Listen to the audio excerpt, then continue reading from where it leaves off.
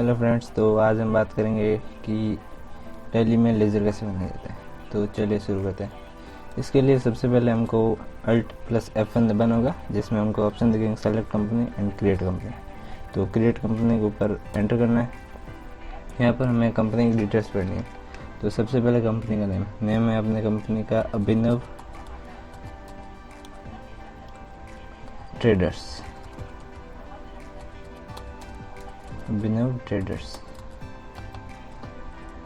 और कंट्री अपन को पता है इंडिया लेनी है। स्टेट आपको जो भी है, राजस्थान लेता हूँ मैं। यहाँ पर आपको दो ऑप्शन दिए जाते हैं, जिसमें से फर्स्ट है अकाउंट्स ओनली एंड सेकंड है अकाउंट्स विद इन्वेंट्री। तो हमको अकाउंट्स ओनली सेलेक्ट करना है। फाइनेंशियल ईयर कोई भी सेलेक्ट कर सकते हो, जैसे कि मैं लेता हूँ 1/4/2015। और फाइनेंशियल ईयर ज़्यादातर या 1 जनवरी से स्टार्ट होता है या फिर 1 अप्रैल से स्टार्ट होता है। और बाद में इन सबको सेव कर दीजिए। इसके अलावा और कोई चेंजेस नहीं करने। हाँ, तो सबसे पहले लेज़र बनाने के लिए हमको जाना पड़ेगा अकाउंटिंग इन्फो में हमको बहुत सारे ऑप्शन दिखेंगे, जिसमें से क्लिक करना है लेज़र्स पे। अब लेज़र्स में दो तरीके के लेज़र्स होते हैं, single lasers and multiple lasers. तो सिंगल लेज़र्स बनाने के लिए सबसे पहले क्रिएट पे क्लिक करना है।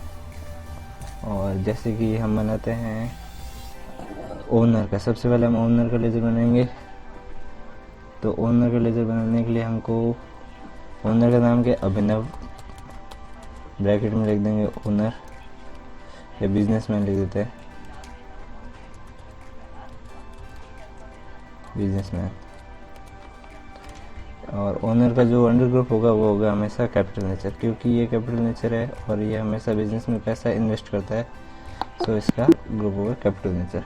अब जो अगला अंडर लेज़र बनाएंगे वो होगा हमारा राहुल कंपनी है, जिसको हमने माल बेचा है। तो पैकेट में लिख देंगे सोल्ड गुड्स। अब जब कि हमने इनको माल बेचा है तो ये हमारे लिए होंगे सन्ड्री डेटर्स। ये जो सेकंड ऑप्शन है मेंटेन बिल डिटेल्स, इनको नो करना है और इसको सेव कर दे। Ctrl+A से सेव होता है शॉर्टकट में। अगला जो हमारा ग्रुप होगा वो होगा गोपाल भी एक तरीके का पार्टी है, जिसको हमने माल बेचा है। तो ब्रैकेट में लिख देंगे सोल्ड, और ये भी होगा सन्ड्री डेटर्स, और बाकी सबको सेव कर देना। जो अगला होगा वो होगा हमारा अरविंद को भी हमने माल बेचा है, तो अरविंद को भी हम लिख देंगे सोल्ड, और ये भी होगा सन्ड्री डेटर्स। तो ऐसे हमने डेटर्स के 3 बना दिए। अब हम चलते हैं क्रेडिटर्स पे। अब क्रेडिटर्स का हमारा फर्स्ट होगा गुंजन ट्रेडर्स। इनसे हमने माल खरीदा है, तो हम ब्रैकेट में लिख देंगे परचेज। और जो कि हमने इनसे माल खरीदा है तो ये हमारे लिए हुई लायबिलिटी, तो हम इनको ग्रुप दे देंगे सन्ड्री क्रेडिटर्स इसलिए क्योंकि अब फ्यूचर में पेमेंट करना पड़ेगा। जो अगला होगा वो होगा कपिल से भी हमने माल परचेज किया है, तो ब्रैकेट में इसके भी लिख देता है परचेज।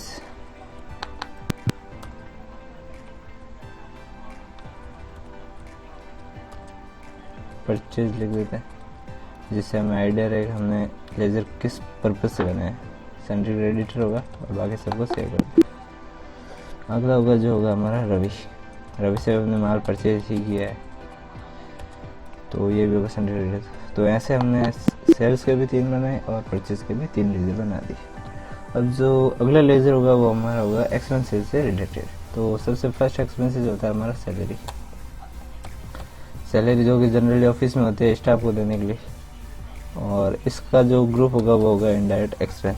ग्रुप बहुत ही ज़्यादा इम्पोर्टेंट है इनमें। अगर हम ग्रुप को गलत डाल देंगे तो फिर हम वापस चेक करते टाइम हमें मुश्किल होगी और कभी कभार मैच भी नहीं हो पाता है। अगले जो हमारा लेज़र होगा वो होगा रेंट भी एक तरीके का इनडायरेक्ट एक्सपेंस है, तो इसको भी सेव कर देंगे। फिर आता है ऑफिस मेंटेनेंस चार्जेस। अब ऑफिस मेंटेनेंस चार्जेस वर्ड से समझ गए होंगे आप, ये जो चार्जेस ऑफिस को मेंटेन करने के लिए यूज़ होते हैं। ये भी एक तरीके का इनडायरेक्ट एक्सपेंस है। अब आते हैं हम इनकम पे, क्योंकि जब खर्चे होंगे तो कमाई भी होना ज़रूरी है। तो जो हमारा फर्स्ट इनकम होगी वो होगी इंटरेस्ट रिसीव्ड। क्या होगी? इंटरेस्ट रिसीव्ड हुआ है तो इनडायरेक्ट इनकम। और डिस्काउंट रिसीव्ड, कभी कभार होता है हम पार्टी को पेमेंट करते हैं और जब पेमेंट एक साथ करते हैं तो हमें डिस्काउंट रिसीव्ड होता है, और उसी डिस्काउंट रिसीव्ड को हम एक तरीके की इनकम मांगेंगे, वो भी कौन सी? Indirect income. फिर कौन सा? Sale of scrap. Sale of scrap मतलब कबाड़ को बेचना। कबाड़ कोई भी वेस्ट मटेरियल था जो पड़ा था हमारे पास, हमने उसको बेच के इनकम कर ली, तो ये भी इनडायरेक्ट इनकम है, क्योंकि इनकम रेगुलर बेसिस पे नहीं होती। अब हम आते हैं फिक्स एसेट्स पे। फिक्स एसेट्स हम क्या क्या खरीद सकते हैं? जैसे फर्स्ट है कंप्यूटर जनरली सब लोग अपने ऑफिस में यूज़ करते हैं, तो ये हुई एक तरीके की फिक्स एसेट्स, इसको सेव कर देना है।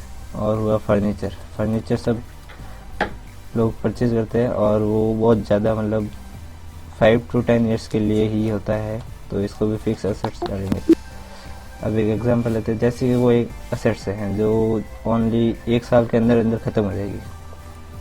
फॉर एग्जांपल चेयर, एक चेयर परचेज की है जो 1 साल के अंदर अंदर डिस्ट्रॉय हो सकती है, मतलब लो क्वालिटी चेयर है, तो वो हमारे लिए क्या होगी? करंट एसेट्स, मतलब 1 साल के बाद उसकी कोई वैल्यू नहीं रहेगी।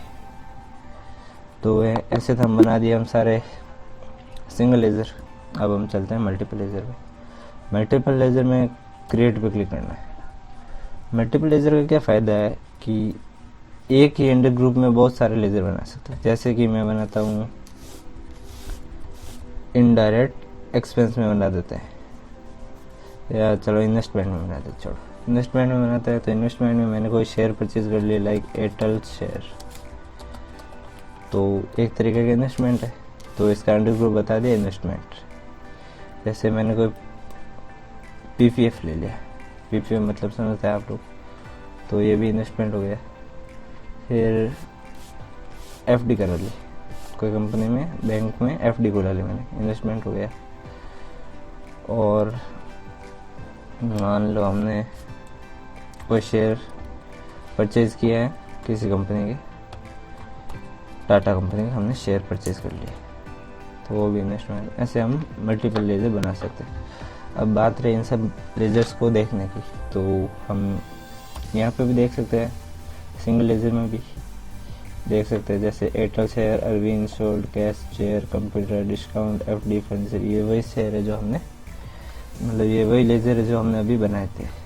और अल्टर का क्या यूज़ होता है? किसी भी लेज़र को अगर एडिट करना है, मतलब हमने कुछ गलती कर ली या फिर कोई मिस्टेक हो गई हो, तो उसको एडिट कर सकते हैं। जैसे कि यहाँ पे संडी डाटा ने संडी क्रेडिट करना था, संडी क्रेडिट कर सकते हैं। मैं अभी इसको डाटा रखूँगा, अब इसको सेव कर देंगे।